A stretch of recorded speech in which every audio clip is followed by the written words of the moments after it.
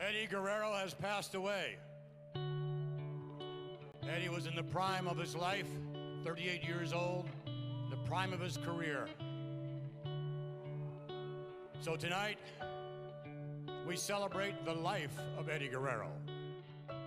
The toughest thing about this day was what we were all living, what we were going through. It was hard for us to accept that Eddie was no longer with us. Everyone was hurting. I asked myself, what would Eddie have done? And Eddie was all about the business. Whatever happened, show must go on. I did expect to wrestle Shawn one day, just not under those terms. One of the greatest legends in WWE history. He has a lot of respect for this business and for the superstars that are up and coming. By Shawn Michaels asking me if I had the energy and the courage to have a match against him that night. He didn't have to choose me, but he did because he knew that Eddie would have loved it. That speaks of the type of human being that he is. Losing Eddie was one of the most painful experiences in both my personal and professional life. The WWE Universe came together to pay tribute to one of the most respected and beloved superstars of all time. This was a difficult night for all of the obvious reasons, but we wanted to put on a show that Eddie would be proud of. I found myself in a rare one-on-one match with another living legend, the Heartbreak Kid, Shawn Michaels. Of course, I wanted to win for myself, for my fans, and for Eddie. And while Shawn was also grieving, I knew that he would still give me everything he had, just as Eddie would have wanted.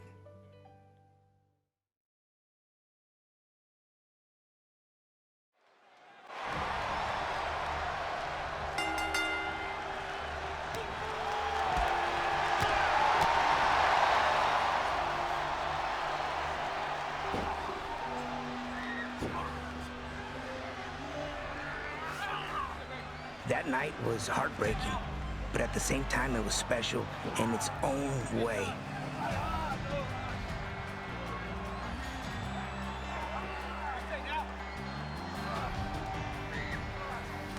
I remember Shawn Michaels coming up to me and asking me, "Do you have what it takes to jump in the ring tonight against me? I think Eddie would really enjoy a match between you and I, Ray."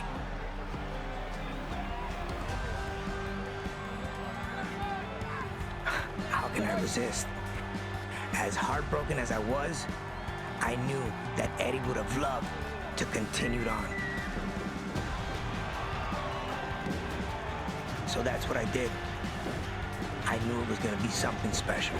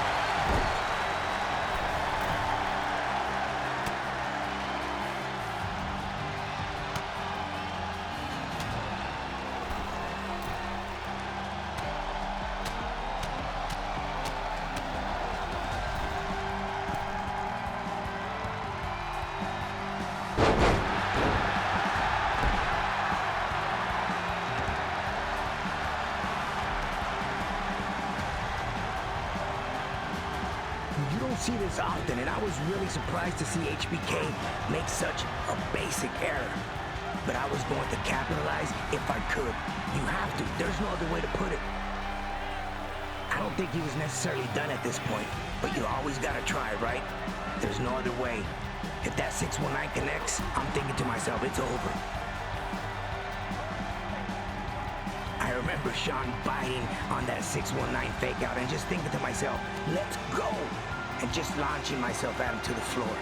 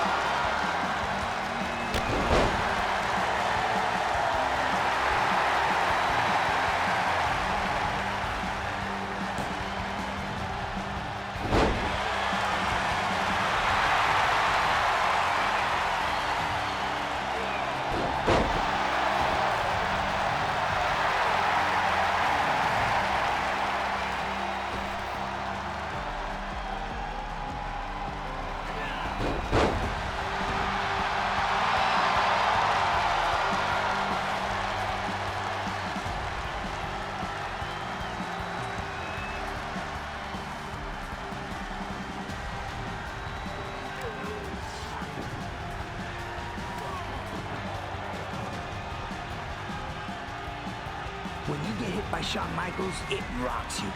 And by that time, I could really get what was going on here.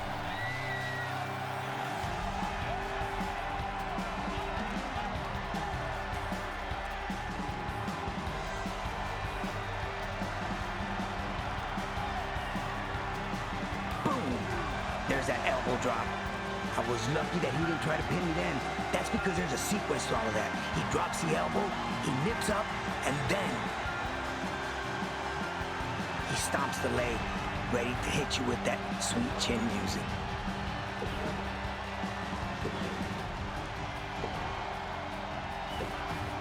I remember getting up and luckily moved at the right time. So I connect with the 619, and I already know what's coming next. Springboard, leg drop. When I hit that and I saw that he didn't move and I connected, I remember hooking the leg, and I was in awe when I heard the 3. I couldn't believe it. I really was shocked. Rey Mysterio! Now you have to keep in mind, this is my first time facing Shawn Michaels. But at the same time, my brother had just passed. So, mixed emotions, but I felt like a truly blessed man, and I know Eddie was watching. I know Eddie was in that ring. He had a special corner that night and enjoyed every minute of it, just like we did.